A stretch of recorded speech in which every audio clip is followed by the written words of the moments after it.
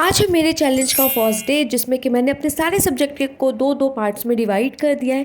तो आज से 2 दिन तक मेरा मॉडर्न हिस्ट्री चलेगा, क्योंकि मॉडर्न हिस्ट्री बहुत ज़्यादा बल्कि और बहुत ज़्यादा सिलेबस और बहुत सारी चीज़ें याद करने वाली है। आज का मेरा ये टारगेट था कि मैं जितने भी गवर्नर जनरल होते हैं वहाँ तक मैं सारी चीज़ें को कंप्लीट कर लूँगी। लेकिन मैं हूँ। उठने के बाद तो मैं सबसे पहले अपना रूम ठीक कर लेती हूँ ताकि मुझे ताना वाना ना मिले। उसके बाद एक तो मेरा कूलर, उसको घसकाने में मेरा दिमाग खराब, क्योंकि अंदर इसके पानी होता है, मतलब सही में घसकाने में इतना दिमाग खराब हो जाता है ना।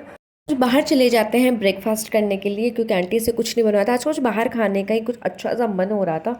उसके बाद मैं आने के बाद तुरंत बैठने पड़ जाती हूँ। मैं वैसे तो टेबल चेयर पे ही पढ़ती हूँ, लेकिन बाहर से इतनी तेज़ तेज़ और अच्छी हवा आ रही, इतने ठंडी ठंडी एकदम मज़ा आ गया, तो सोचा यहीं पे बैठ के पढ़ लेती हूँ ताकि मुझे हवा भी लगता रहे, लड़का है और अच्छा फील होता है। पता है बाहर का हवा आता है तो वहाँ पढ़ने में मेरे को अच्छा लगता है। तो मैंने फर्स्ट स्लॉट पे वीडियो देख के फिर पढ़ना शुरू किया था, क्योंकि एक 5 घंटे की वन शॉट वीडियोस थी मॉडर्न हिस्ट्री में। मैंने सोचा पहले देख लेती हूँ ताकि मेरे माइंड में हो कि मुझे कैसे पढ़ना है। फिर मेरे जो नोट्स है मैं फिर उसके बाद उससे रिवाइज़ करूँगी।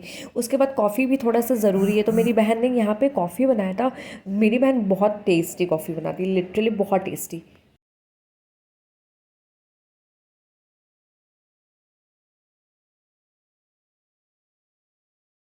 उसके बाद मैं खाना खा लेती हूँ। खाना खाने के बाद मैं तुरंत बैठ जाती हूँ पढ़ने के लिए, और अब मैं नोट्स से पढ़ रही हूँ, क्योंकि नोट्स पे ही पढ़ना बहुत ज़्यादा, मैं नोट्स पे ही स्टिक रहती हूँ। मैं मोस्टली ज़्यादातर नोट्स ही को रिवाइज़ करते रहती हूँ।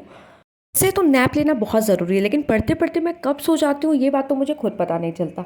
उसके बाद मैं फिर से बैठ जाती हूँ पढ़ने के लिए। कुछ नोट्स में कुछ ऐसी चीज़ें थे जो मैं स्किप कर रही थी, तो फिर मैंने सोचा कि चलो इसको लेक्चर से ही देख लेते हैं। और मैम बहुत अच्छा पढ़ाती है, लिटरली बहुत अच्छा, मतलब क्लास में ही याद हो जाए इतना अच्छा पढ़ाती है मैम। उसके बाद कब रात हो गया पता ही नहीं चला। उसके बाद मैंने सोचा क्या बनाऊँ, क्योंकि आंटी से तो रोटी बनवा ली, तो उस टाइम समझ ही नहीं आ रहा था, सब्जी खत्म हो चुका था घर में, तो समझ ही नहीं था क्या बनाए। फिर मैं नीचे जाके अंडा लेकर आई थी, इसलिए मेरा ड्रेस थोड़ा चेंज लग रहा है, नीचे गई थी मैं।